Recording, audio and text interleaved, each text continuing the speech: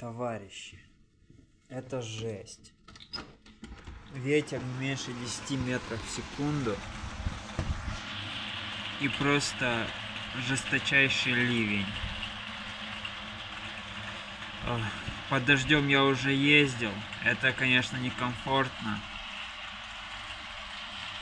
Но когда еще ветер такой жесткий, я бы точно бы никуда не уехал, просто бы на трассе бы, не знаю, умер бы от дождя. Хорошо, вот прям интуиция мне подсказала, да, ветер, я ни хера не поеду, ни хера я не доеду до этой Казани. Еще и дождь.